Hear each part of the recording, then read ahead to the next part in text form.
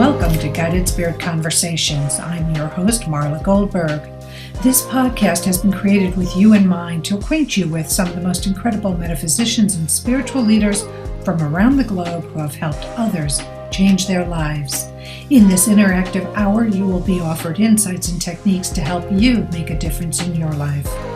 Don't forget to subscribe to the show on your favorite listening platform.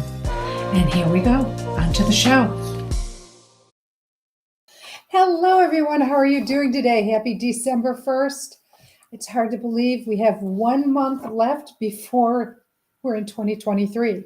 And we have a lot to talk about with our guest today. Our guest is Abe Brown. Abe is the coach's coach. Oh, I'm sorry. Let me just finish. I want to give them your whole background. Abe is the coach's coach. He is an entrepreneur, professional speaker, international best-selling author, and a high-performance leadership coach. He is the founder of Certified Flourishing Coaching, Flourishing Life Coaching Program. Abe is known for being people first. He is most passionate about supporting people, relationships, entrepreneurs, businesses, and nonprofits to thrive. Flourishing people produce flourishing relationships, businesses, and workplaces, along with high performance and profound positive impact. Abe is also passionate about workplace mental health and changing the world by changing the workplace. Along with the team at WellnesssInnovate, Abe is the creator of Flourishing Workplaces. Welcome, Abe. Thank you so much, Marla. I appreciate it. Nice to be here. I'm happy to have you here. This is a lot. You have done a lot in your very few years, because you look pretty young to me. So it seems like you've accomplished quite a bit. How did you, now it says here you started as a pastor and then you transitioned into, wait, I have it here. There's more. Well, you could tell me what you transitioned to and you can tell the audience. Yeah, for sure. So yeah, my career, I started as a pastor and I did that for the first 13 years. And for a good chunk of that, I was also a registered therapist. So I helped people with marriages and, doing inner trauma work and, trying to figure out their dysfunction and sort it out and move into a place of healing. But interestingly, I hadn't been raised in a religious or a church environment myself. By most accounts, I was likely on a path to prison. And then I had a spiritual experience when I was 16 years old that changed my life. Okay, I need to hear that. Wait, before we go forward, you've got to share that experience, please. What happened? So, a little bit of context. I was raised in a really unstable, and I guess one would call dysfunctional, traumatic environment. There was a lot of abuse growing up. My mother was very young when she had my brother and I, and really did everything that she could, but it was not a good environment. There were some men in her life who were quite abusive, mainly to her, but of course to my brother and I. And so there was a lot of anger and violence in my life. As I got into my teen years, I started getting into crime, breaking into houses and stealing cars and dealing drugs, and was really on a path to end up in prison. And I don't say this lightly because my brother actually did over a decade of prison here in Canada. And that's hard to do. I'm sure some of your audience is not Canadian. And I can tell you that you have to try hard to do a decade of prison in Canada. We're a very lenient society that way. And so, it kind of breaks my heart to share that about him. And I was on that path. And then I ended up getting into a church. I was 16 and it was a big church. And so I thought, well, there's going to be some pretty girls there and maybe some people who smoke some of the stuff I was smoking, and maybe they want to buy it, So to me, I looked at it as a business opportunity and as a, I guess a relationship opportunity. A socioeconomic opportunity. Yeah. And that's the thing about people in crime. Most of the time they're super entrepreneurial, right? And they're always thinking, where's the opportunity? But, so when I came into that, I came into an experience with Christ that, through I guess not growing up with a father, and all the men who were in my life were just horrible examples of, kindness and stability and empathy and all of that. I kind of felt for the first time, just the presence of love from the inside out. I'd always felt it from my mother, but I never really felt it from the inside out. And I guess at that time, because I was so mixed up and really didn't have any clarity for my future, I thought, well, I'll go be a pastor because it looks like this is the vehicle that I can use to help other people. I didn't really have any other reference points. I mean, at that point, it was, be a police officer or, or a pastor, because those were the only entities I'd ever seen that were really interested in my small worldview at the time, in helping people. That's a great story. That really is. So you became a pastor. You did that for 13. Became a therapist at the same time. You were helping people, and then you transitioned into another career course. Yeah. So interestingly, and I think you would know this based on the kind of work that you do. Though I had that transformation, which was seminal in my life, and it kept me out of prison, it doesn't mean that I had dealt with all of the dysfunction in my own life. And as you know, there's levels to transformation, and there's levels to our experience of kind of addressing our own trauma. So when I was around 33 years old, and I appreciate your kind words, I'm 49 now, but my own marriage crashed. And, I certainly admit that most of that was me. A lot of it was just this reference to the fact that I had never seen or experienced a man respecting my mother. I didn't know what it looked like. And I was, my ex-wife would certainly tell you I was never abusive, and I certainly didn't even raise my voice, let alone my hand. But I didn't operate in a way that was respectful. I didn't operate in a way that was kind. And so, here I am helping other people, and that was easy to do. But I couldn't fix myself. And so my own marriage ended up crashing. And when you're in that career, certainly on the pastoral side, it's a very bad thing. And so I took time away, and I maintained my ordination, if you want to say that, but which I did. But I needed to provide for my ex-wife and my family. We had 2 children at that time. And so I went right into business, and I got really lucky or fortunate or blessed, however you want to use it. But I got some high level business opportunities right away, again, because I had always had an entrepreneurial bent. I had always grown churches from very small to quite large. So some business people hired me to run their businesses, and were blunt. They said, I'm hiring you because of your people skills, because of your capacity to generate results through people.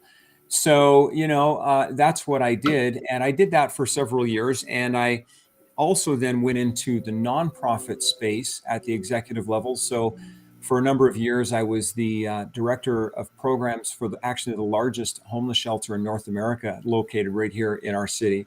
Wow. And so I worked in homelessness and mental health and addiction.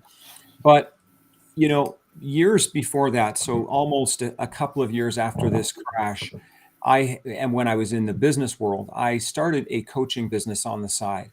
And, to be honest, I wish I had some great story to tell about how noble I am, but I just needed money. If you ever been through a cataclysmic event like that, your finances Yeah. are drained. And I had no other relationships at that time. I just had my kids in my life. And so I thought, well, every waking hour that I'm not with my kids, I can work, I can generate finances. And, so I just ended up starting to coach people. And of course, like a lot of people, I went through this, well, who can I coach because I'm so messed up? But I realized that, this is going to sound interesting, but Well, as messed up as I was, there was people out there who were more messed up than me. And so I wasn't going to target the perfect people, but I was going to target people who were, in trauma, people who were in pain, people who were struggling, and really built my coaching business through that. And then, of course, as time went on, as you most would hear in the bio, I got into then coach training and a lot of executive coaching and leadership coaching and that kind of a thing. which is such an amazing journey. And so you now have the Flourishing, I'm sorry, I don't want to mess this up, Certified Flourishing Coaching and Flourishing Life Coach program. So let's talk about the Certified Flourishing Coaching first. What, you have to get certified to have flourishing coaching? Well, I mean, obviously, you don't have to get certified, period, and we're pretty open about that. But interestingly, I believe that coaching as an industry has gone through a series of evolutions over the years, which is good. Yes. And if you think about coaching when it started, it was really like a problem-based model, kind of like whack-a-mole. You got a problem in your life. a coach will help you solve it. So my marriage is broken, my finances are out of control, my kids, I'm pulling my hair out. The coach comes along and focuses on the problem. And then we discovered, and this is going back to the 80s, that didn't work so well. So then we transitioned to a programming model, and that was through NLP and a lot of like the Erickson coaching model. And really the ethos was, hey, your problem isn't your problem is your programming. And so if we can just reprogram you, then that will instantly fix you. And I know that that's a simplification, but that was sort of the message in the mind of the customer. And so we dove headlong into that, and that helped people. But once you've been reprogrammed, you also need to learn how to thrive, and you need to understand high performance. And so several years ago, I started collaborating. This is going back to 2013 with an expert in the science of flourishing, Dr. Wayne Hammond. He's also a psychologist, university professor. He did about 30 years of clinical work and also a lot of work in academics.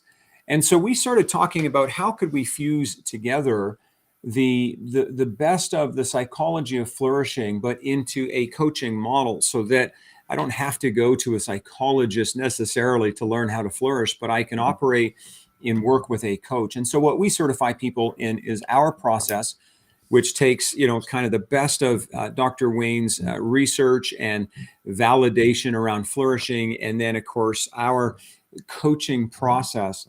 So what we're certifying people in is that. And flourishing is so much more than just a bunch of academic literature. I think it really introduces people into a new way of life, right? Where, most of the time it's an outside-in model. We're trying to teach people, we're trying to make people change their behavior or help them to.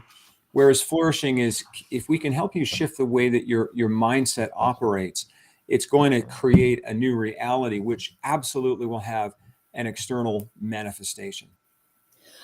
It sounds amazing. So do you work one-on-one with people? Is this a group coaching situation?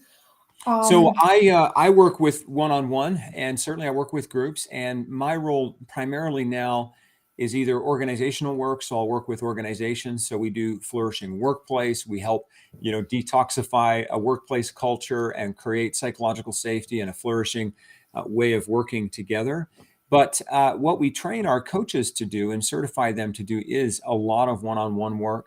Obviously, in executive realms, leadership, and then just regular people. And we also certify them and train them how to work with groups. One of the realities of flourishing is no one flourishes alone. And, there's this idea in our Western culture that we can thrive by ourselves, the Lone Ranger kind of a thing. And, flourishing, is best in groups. And, all of the mental health research absolutely validates that as well, that, the most important thing we can do for our mental health is build healthy and safe relationships with other people. But like me in my first marriage, I didn't know how. I understood cognitively, but my subconscious or my unconscious was actually driving my behavior, as you know. And I was pulling on a program or a software, a system that had been installed, and I didn't even give consent to that. But nonetheless, when I became aware of it, I needed to begin to shift it and to change it. That's so powerful. So I want to transition. It's December. It's the holiday season. Okay. People are struggling. People are struggling because they feel alone, or because they're dreading the holiday expectations, meaning the parties, the family events, and because there's always been, they get triggered. Someone triggers them. Do you have any guidance that you can offer the listeners as to how to deal with, let's start with, you're going to a corporate event and yet you've always got someone who's poking the bear. How do you handle the person who's poking the bear? I just love that question. And, part of the idea of flourishing, and one of the components or the skills is learning to emotionally regulate. And, emotional regulation is this idea. I like to sort of use the metaphor of the thermometer and the thermostat on your wall. The thermostat doesn't immediately impact the thermometer, right? But the thermostat can adjust the temperature. It regulates the temperature so that eventually I get where I want to be. So I think our emotions are the same. I can't instantly change an emotion. I guess I could if I take a bunch of shots of tequila, but Change it that's not into a something else. yeah, that's a bad strategy, right? So the better strategy is to recognize, okay, I'm going to this party. I want to recognize what is it that potentially could trigger me. Interestingly, we have a safety plan for a building. We have a safety plan for our workplace, but why don't we have a safety plan for our own lives? And when I notice that I'm going to be triggered or that I'm in a triggering situation, I want to think a lot in that moment about what we call the 6 to 8 second rule. And, the research from neuroscience shows that, instantly you can go right to the back of your brain, your limbic system can be triggered. But if you just wait 6 to 8 seconds before responding, you can actually make a conscious choice which way I'm going to go. Am I going to go into that deep, dark hole of frustration and anger, maybe even resentment, or am I going to choose to respond in that way? So for a lot of my clients, just understanding 6 to 8 seconds has been huge, because we can do anything for 6 to 8 seconds, right? We can endure anything, and just sort of that count method, which again taps into mindfulness, where now I have an intentionality, 6, 5, 4, 3, and as I'm counting down, I'm thinking, how do I want to respond? And part of emotional regulation also, and I'm sure I don't want to give too long of an answer, but what would it look like, or what could it look like to maybe next time have another conversation with that individual about boundaries?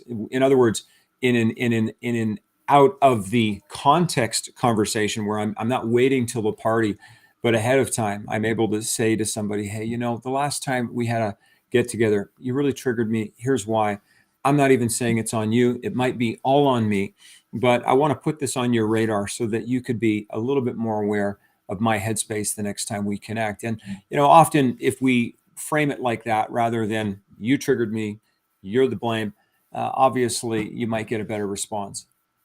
So let's go to the family dynamic, because even though you can use some of this to family dynamics, as we all know, there are some family members that you can say that to and they don't care. They still feel that they have the divine right to judge, criticize, poke, prod, do anything to hit your Achilles heel and send you to the astro field, Totally. emotionally. So what do you tell them to do for that? Well, and I love what you're saying, Marla, because I think in some families, definitely mine, some of my family growing up, I think they're waiting for the opportunity to poke you, right? It's Yeah, funny. It's absolutely.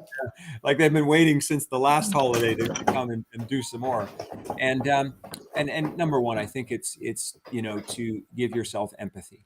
I think at the end of the day, one of the things that my study in neuroscience has shown me is that empathy is the way to help get from the amygdala back to your prefrontal cortex.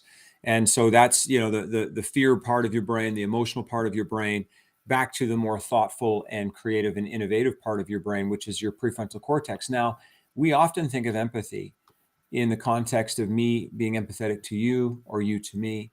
But what about empathy towards ourselves, right? What about taking a little bit of time in that moment, that 6 to 8 seconds, to give ourselves a little empathy and say, I want to reach over and throw the gravy, bowl at this person right now, or I want to respond in a negative way, and that's normal, and that might feel good in the moment, but you know what? I'm going to choose to respond a different way.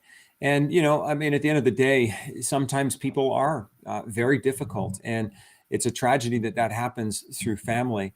But part of that is the human journey and the human experience as well. It's so true. I mean, my what I always coach with my clients is, if someone's poking on you, excuse yourself. Go to another room. Take Yeah, some deep breaths. Allow the emotion to subside.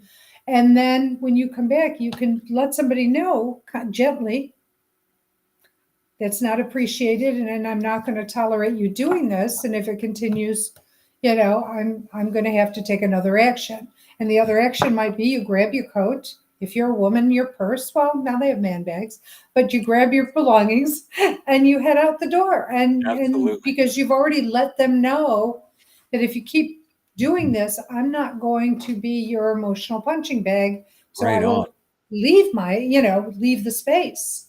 Absolutely. And I think that too is another alternative to dealing with difficult family members and not letting them ruin the whole holiday season because they can with one dinner.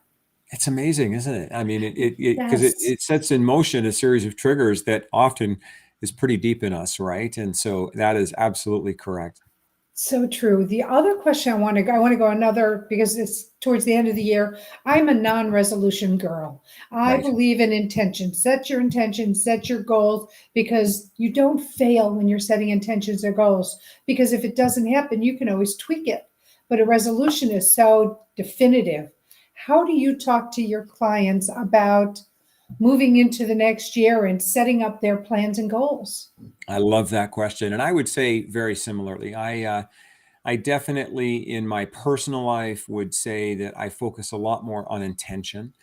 And that's because on a personal level, 100% the way you framed it. And here's the thing: we're sitting here in December 1st, and so January 1st magically comes along. You setting a bunch of hard goals at that point, your entire world can change in a matter of a month or two, right? I mean, we saw that through the pandemic for Oh sure. my God, So yes. all of the great goals and strategies of women and men are so easy to completely fade.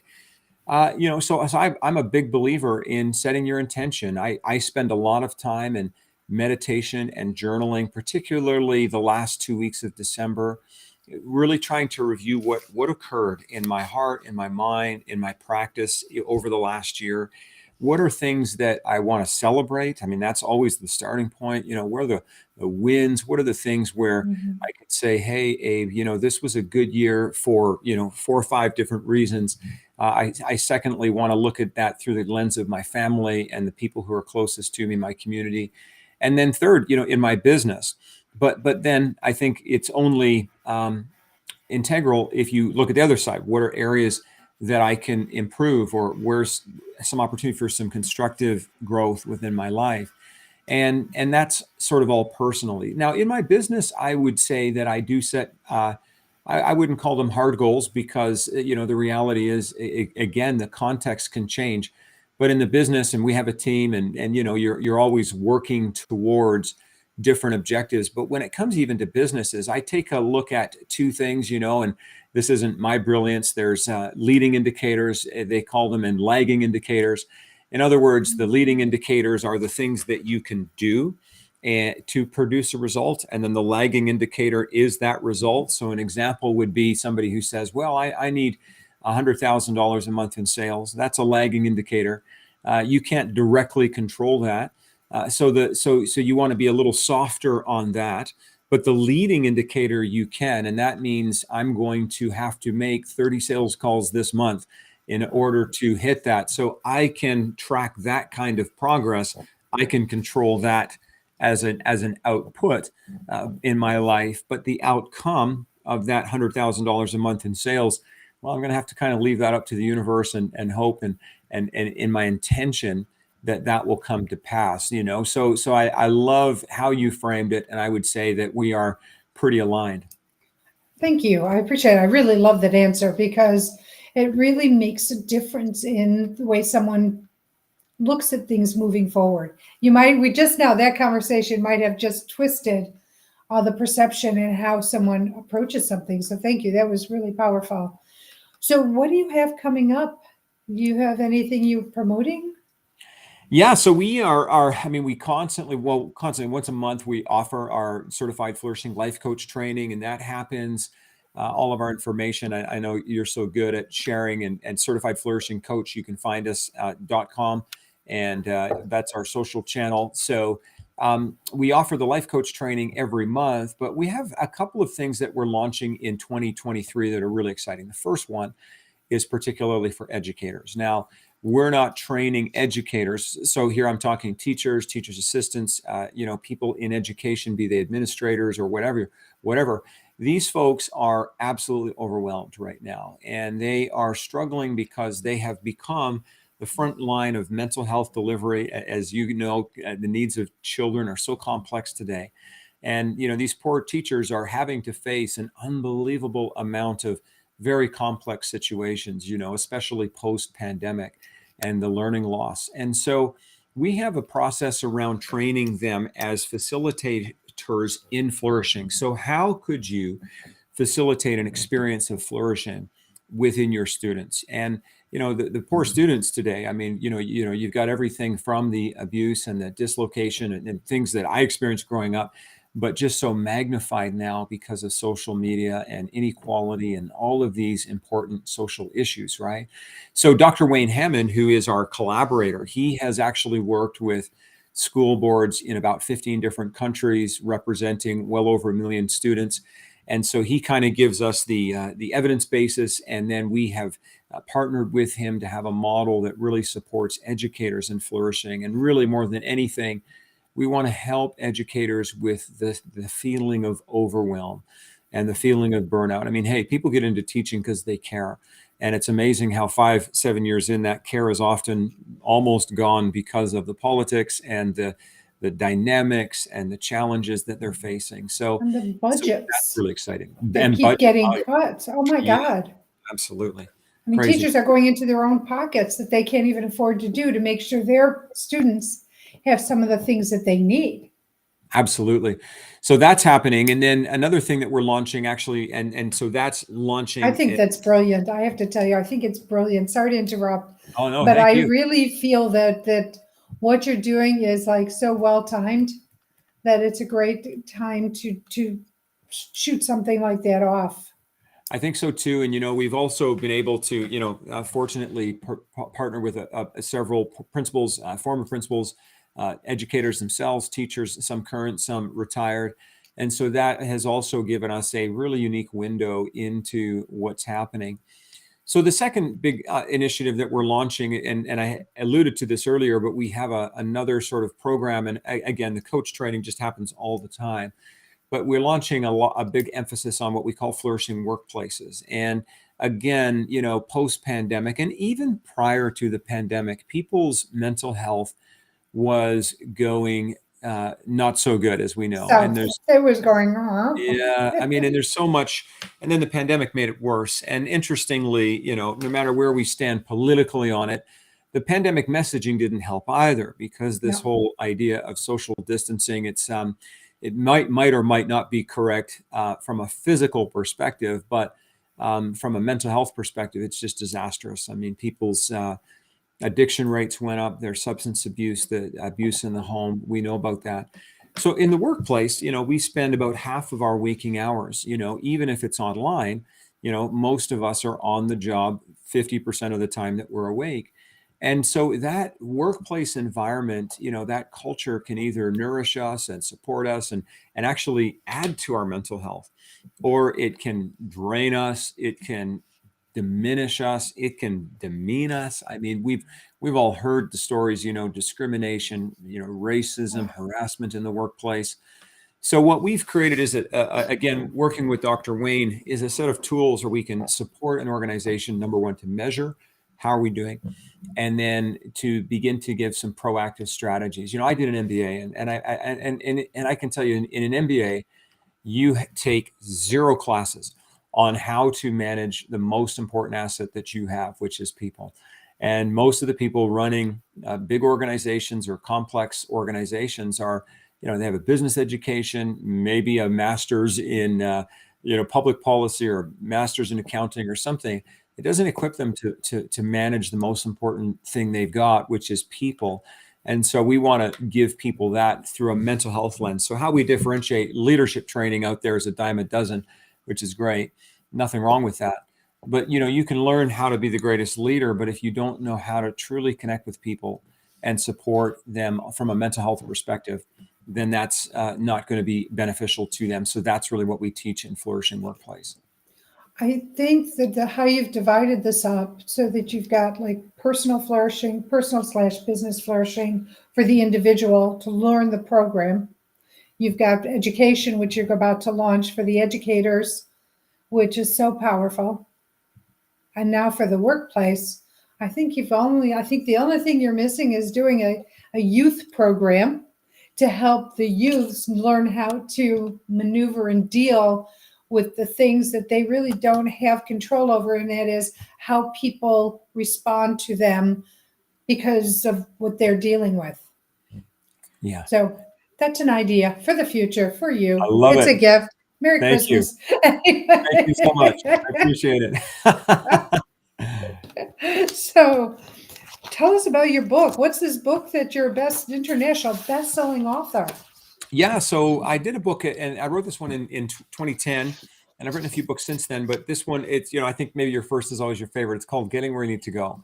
And, it's a pretty simple title, and Getting Where You Need to Go really helps people to understand, who am I? Because when, in my sort of mindset, the logic of the book was that if I can understand who I am, then knowing where to go is pretty easy. But if I don't understand my who, then understanding my where is going to be a very difficult exercise. And so, Getting Where You Need to Go provides people with tools to unpack what I call your life fit, which is your unique combination of passions, your personality, your gifts, your talents, your experiences, your marketable skills, so that now you have clarity on what you can bring to the world. And I think, since that time, I mean, this was back in 2010, there's been a lot of other tools that have come into the marketplace as well that help with that, like Now Discover Your Strengths, and a lot of the sort of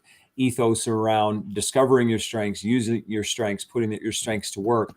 The reason I like this one is because strengths are one part of the package, but I think another part of it is your personality. Another part of it is, well, what are you passionate about?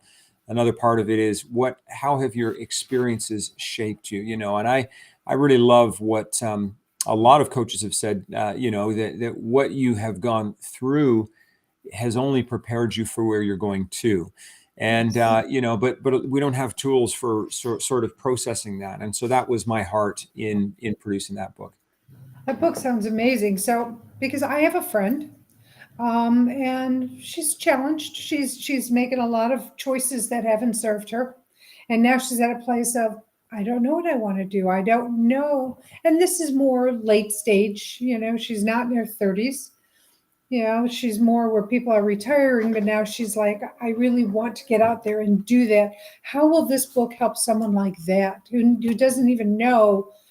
Like she's like because people have done so much for her, she's sort of I call it retarded, not mentally, emotionally, but in terms of being able to live the way you or I could live.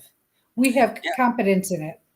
Such a great question. And interestingly, I started thinking about writing the book. This was years ago because I was having all of these people in their 40s, 50s, and 60s. And at that time, I was in my 20s, and they were basically saying to me, "Can you help me unpack what I need to be when I grow up?" And I'm like, "Well, wait a second, you've already grown up." But of course, what they were saying is, I need to know what to do with my life, and the things that I've tried haven't been effective.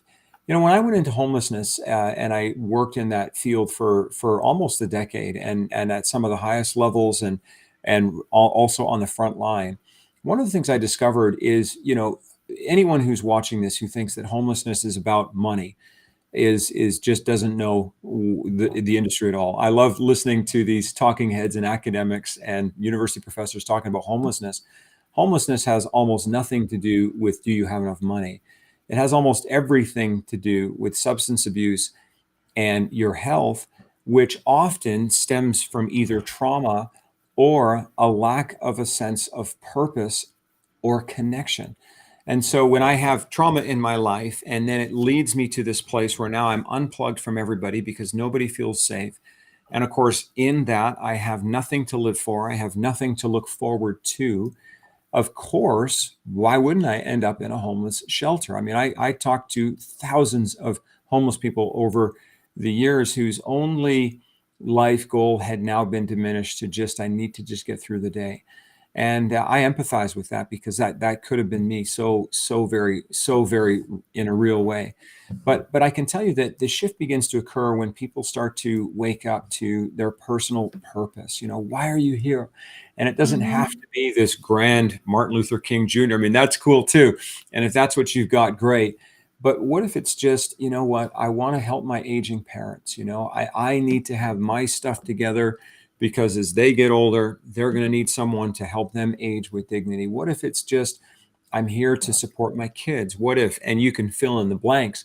So Right. this book would really help somebody like that because I don't want, and I've never felt it was effective, to have you living my passions, you living my purpose. That doesn't work, you know. No. But if you can discover your own and in an authentic way, and yeah, work through some of the trauma and the unhealthy programming and the dysfunction, because all of that's part of the package, and that's no one's fault. It is what it is. I think that that's a hopeful strategy going forward. Do you feel that part of it too is self-responsibility, that when people find themselves in a place of all those things you just mentioned, that there's a part of blaming, not wanting to take responsibility for their choices, their decisions? So it's always the fault of my family. I grew up in a dysfunctional family.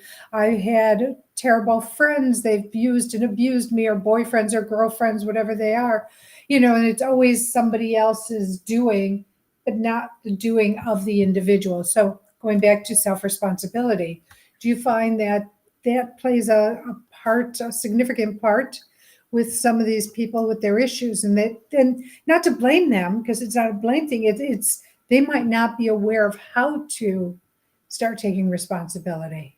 I love that question, and thanks for asking it. I find that people go through phases, and I'll use myself and as an example, and then even the work I did as a therapist. And the first phase is I'm okay, because of course we all have this defense mechanism that says, no matter what's happened to me, I'm okay, right? And Yep. then we finally wake up to this point where we realize I'm not okay. But that's a moment of panic, and because imagine your whole paradigm shifts, right? It's kind of like when the pandemic struck, everybody was feeling okay. We know that our society is dysfunctional, but we're okay. And then all of a sudden, boom, like you could breathe wrong and kill your grandma. So all of a sudden now I'm not okay. But interestingly, the human reaction, and it's normal, it's like hardwired into us, is we start to look for, well, then what is the threat? If I'm not okay, how do I protect myself? And of course, we become aware that a lot of people have hurt us. Like, I didn't even know I was abused until I was 16, 17 years old. I thought everybody got punched Yeah. and kicked and thrown against walls. And I just thought it was normal. And then I started to realize, oh, okay, so then at that stage, well, now I'm not okay, but it's your fault. And you know what? There's some truth to that. Like, I don't know anyone who's experienced trauma who asked for it. Matter of fact, they're Yeah. begging for the opposite. But then I think the big shift comes where you start with I'm okay, and then it's I'm not okay, and it's your fault, to now I'm not okay, and it's not my fault, but it's also my responsibility. There's no one who can fix me except for me. And Bingo. we can spend a lot of time blaming everybody else, and I did. So I empathize. I wouldn't want anyone to feel judged or shamed, but yeah, got to keep moving forward, where now the focus is I've got to own what I've got. And I didn't ask for it, but I can't expect anyone else to fix me. And that's a moment of empowerment. That's not a moment of disempowerment. That's the moment where you stand up and you say, hey, I don't actually need someone to rescue me. No one's coming in a cape and spandex. I can actually step up, and that's a hard journey. That's a courageous journey, but It that's is where courageous. a coach, a caring community, a therapist, somebody can help you if you're open to it. But the other part of it, I think the other side of that coin is, but you have to be ready to do the work. You Yeah, have to be ready to make a change. No one's going to hand it to you on a silver platter. You have to take the steps, you have to do the work. And yeah, it's not easy work. And I think people need to understand it's not easy. But as you said, I love the word courageous, because it is about being courageous. Because how brave and how courageous are you, whomever you might be, to say, I need help. What can I do? And actually follow the steps. yeah. I couldn't agree more. And courage and bravery. It's not running into a battlefield. It's how about just going on a deep dive internally on some of those things that you've buried for a long time. That's courage. And my Yes. only caution is, don't feel like you have to do it alone. Get some support, somebody who can keep you sane. It's kind of like, that person who crawls into a mine when there's been an explosion. They, to rescue others, they got to tie a rope to their leg in case Right. something happens, and then they can pull them out. So you don't want to go into that deep, dark place by yourself. Yeah, yeah, you do. You do need that tie around your ankle so that if something should happen, people can rescue you and get you going again. I like that because it's true, and they do find a way to help the rescuer, who's going in there, so that they just don't become a part of the fatality or the injured like the other ones. So Absolutely. powerful, really powerful. Well, it is charity shout out time. And so this is the time when I like to highlight the charity of the guest and try to get some support and help through the listeners. And your charity is bcocharity.com. So share with me what that is and what it means to you, please. Yeah, so there's a number of charities that we focus on, particularly around mental health. I feel like if there's one area of our society that is underserved, it is definitely in a lot of levels mental health, be it substance abuse, addiction, treatment, recovery, anxiety, depression. So that's what that charity focuses on. And without a doubt, I think there's so many other great charities. I'm a big believer in supporting causes around poverty, but for this one in particular, mental health is the linchpin, and we believe that the more support we give, the better we're helping. And mental health impacts everything, right? It does impact your financial health, your physical health, your relational health. I mean, there's just so many ways that our mental health is important. Yeah, and without the mental health, because that's your foundation. And if your foundation isn't strong, meaning it's not cracked or broken, you can build very strong things on top of it. But when your foundation is cracked or pieces are missing, like we give away our power, that's missing a piece. When we bring it back, it just makes it, where you can build strong relationships, strong life on everything. Love that. And I'd love to ask, like, what charities are you just because I think it's great that you do this, and I'm sure over the years you've had some charities that really resonate with you. So just curious, which are the kind of causes that you love to support? God, so I like children's charities. St. Jude is a big one in my book. Right on. Pets, especially no-kill shelters. Like when I'm in up north, it's Paws Chicago. I've been supporting that charity for decades. Wow. There's, of course, the cancers, the lung, the this, the that, the various ones. But and then there's Mayo Clinic because Okay. they're absolutely phenomenal in what they do. So cutting edge. So those are just a few of my many charities that I sort of dabble in here and there. But yeah, Love that. I believe in helping others. I mean, because I have not always been, I've been where you've been, right? And so it's been me, learning, pulling myself up, healing, doing the work to get to where I am. And I'm just so grateful that I'm about giving back. I love that too. Thanks for that. Yeah, so I don't sit here on my ball. I'm sitting on one of those ergonomic ball chairs right now. So I'm not sitting on my ball chair. It's just asking everybody else to do their charities without me having Of my course. own. So I Yeah, of like to be course. able to walk my walk. So thank you for asking about Yeah. mine. Yeah, no, I just thought it's cool that you do it, and it just sort of resonated to me that you must be that way yourself, So that's great. Thanks for sharing that. My pleasure. I will say that, before when I was getting a little nervous about you earlier, Abe, I was putting together mine, and this one would have been Carolina Waterfowl Rescue, because where I live down in North Carolina, when I'm down there, there's a lot of geese and ducks, and there's snapping turtles and things like that. And this summer, this young little female duck had something happen to her leg, and she Oh, couldn't put weight on it, and then the skin came off of it, so it was just a skeleton. wow. And I was getting really upset. And I have to tell you, I was really tired of people saying, it's just a duck. No, it's not just a duck. It is a being that feels the pain. It has a consciousness, just like a rock has a consciousness. Right So I on. called the rescue, and I took 2 attempts with the person who finally came out. And then she finally got the duck and sent me a picture that they rescued her, and they did. I don't know what they've done to her and where she Sure. is now, Yeah. but the fact that she doesn't have to go through life or live a shortened life in pain. Absolutely. That's you know, wonderful. and at Target. So that was this week's, that would have been charity shout out for me. Love that. That's awesome. Thank you. It's great. Thanks for asking about that, because I'm glad I was able to get that out, because they do such an amazing job. And, Yeah.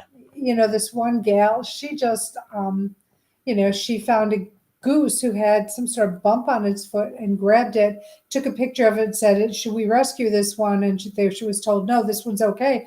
But there are things that I would never even think of looking at, but she's looking at all the wild waterfowl, Right. near my house. And I love the fact that they protect them, even though they're protected species, anything waterfowl like. That's awesome. Love that. Thank you. So, Abe, tell me, what is it that I have not asked you that you would like to share with the audience? You can talk about absolutely anything, ways to deal with the holiday, ways to meditate, ways to flourish, giving some tips, tools, or techniques to them. What can we finish the show with? We've got a few minutes, so you can go for it. Yeah, no, I appreciate that. I love that question. And the one that I'd love to emphasize is, there's no doubt people who tune into your program who wonder, I've got this dream and I've got this destiny. Is it the right time? Am I qualified? And am I adequate? And if my story helps people to understand anything, it's that, number one, you're never ready. And yet number two, you're always ready. And, and what I mean by that is I remember being at this moment, when I had lost everything, going through that divorce, and I could count on one hand the number of friends I had left, and I was suicidal. It was horrible. And yet I thought to myself, I can still help people. And as soon as I did, I had that self-sabotage syndrome, that little voice in the back of your head that says, you're horrible. You can't help anybody. And yet it was in that moment of pain and even my own letting of myself down that I realized that I can still give back. And, I think that a lot of the time we're waiting for this perfect launch moment, and I understand that because we all want to do things in the right timing. But I think a huge part of growth is stepping out even when you don't feel ready. And the only way I can describe it, I have 3 kids, and every time they take their first steps, they don't feel ready. Do you know what I'm saying? It's amazing. They'll crawl for months and months and months, sometimes 8, 9, 12, 15 months. But then they start to kind of stumble around and walk. And then within a month, they're running everywhere they go. And so a lot of the time, you just need to be able to move from crawling to stepping. And then pretty soon, you're going to be running. And I think that is such an important lesson. And, you talked a couple of times about the holidays. And when I look at the holidays, I also know that for many people, it's a painful time. And there's a lot of reasons for that, as we can all appreciate. And I would say to people, rather than feeling like I'm just the victim of whatever is going to happen over the next month and the pressure and the hassles, to try to design this as the best month of your life, right? To actually take that time to reflect, to take that time to retool for the new year, and don't do anything these holidays that you hate doing, right? Why not make this about you? Why not make this about celebrating you? Because that's going to set you up for success, whatever that looks like in 2023.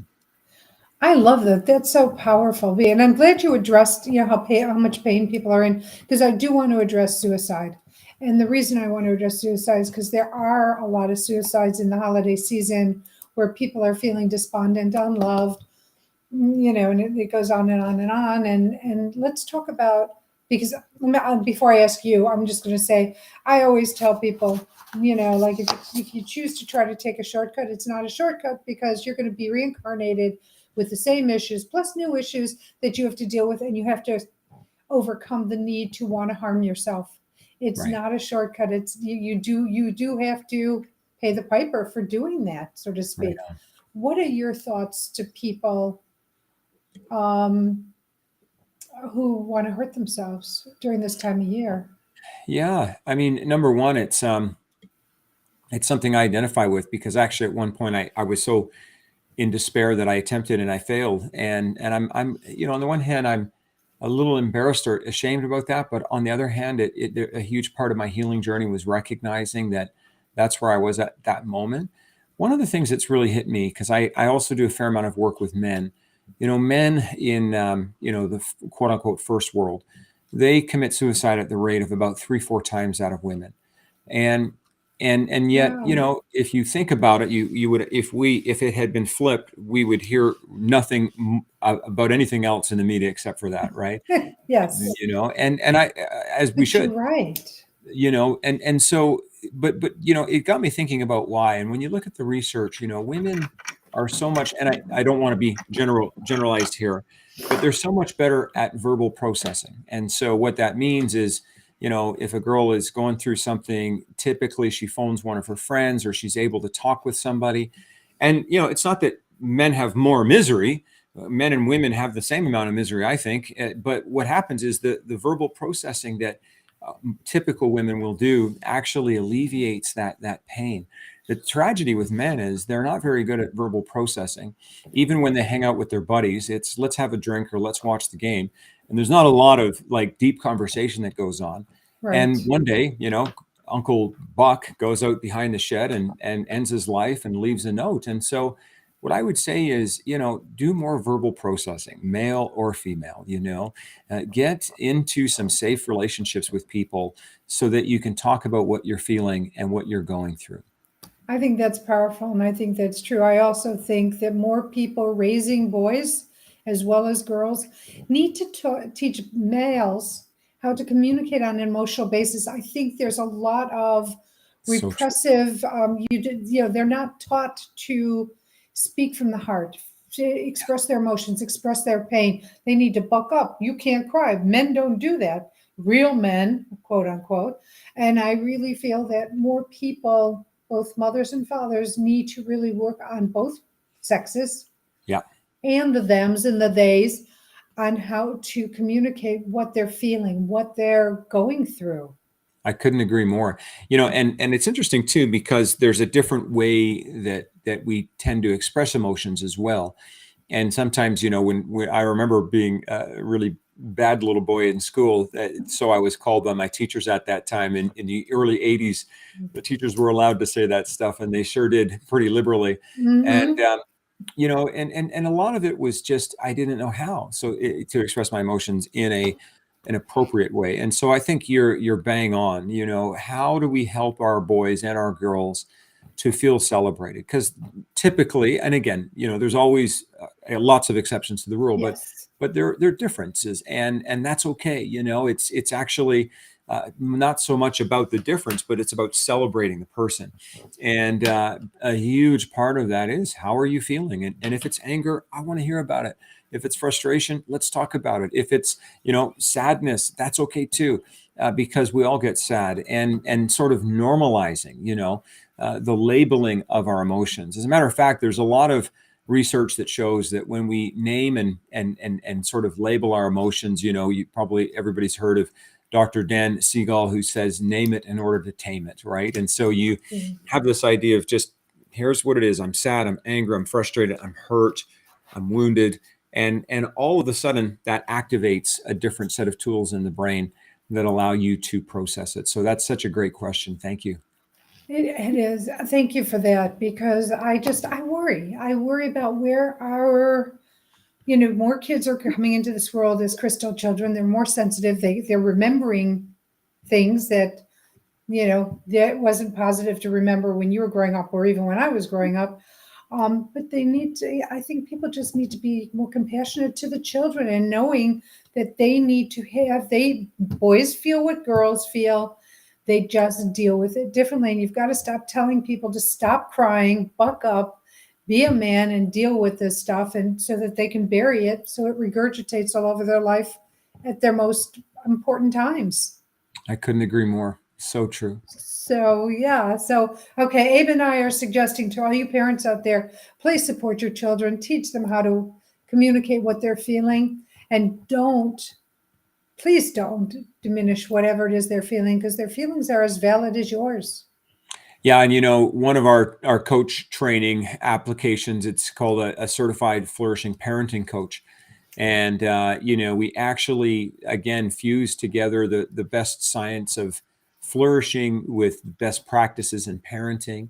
One of the key elements is this idea of attunement, right? Is actually the more you tune in to those emotions to your kids, because as you know, there is a metaphysical connection between parent and child. And Yes. I think a lot of the time as parents, we're so focused on, trying to help them change their emotion. But the power is actually attuned to the emotion, understand the emotion, create that safety.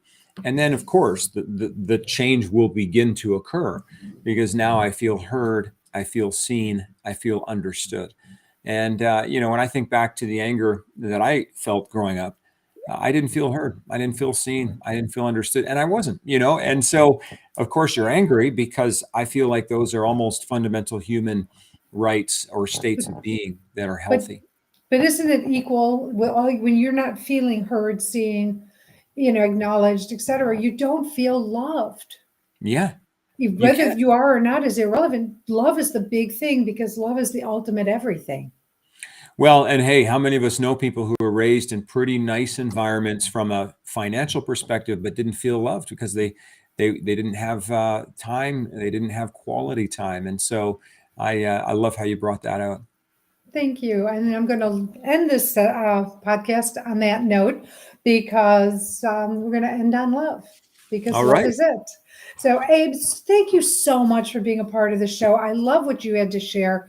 All of your information will be on the blog, which will be your email address, how to contact you, all your different companies, so that, whether it's a flourishing program or a flourishing life coach program or the flourishing workplace or your new product that you're putting out to help educators will all be listed on the blog so people can find you and hopefully they'll reach out to you to learn how to flourish in their life. that's so So great, and thank you thank so you. much, and you're amazing, Marla. Everything you're doing, so I'm so grateful for this opportunity. Thank you. Thank you. I want to thank Bridget, my right arm, my left arm. I don't know what I'd do without you. Thank you so much for all you do for Yeah, me. Oh my thanks, Bridget. God. She just saves me day in and day out. So grateful. I'm grateful for you, the listening audience, for taking time out of your day, out of your life to be a part of the show.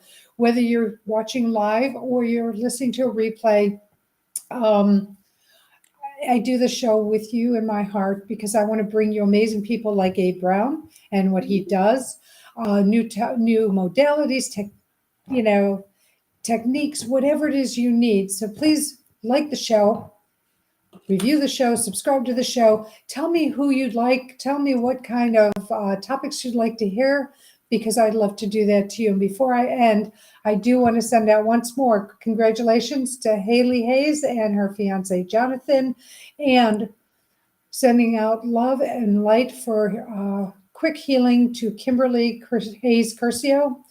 So I hope you're healing well. To everybody out there, I hope you're going to enjoy this holiday season. Make the most of it, not for anybody else, but for you.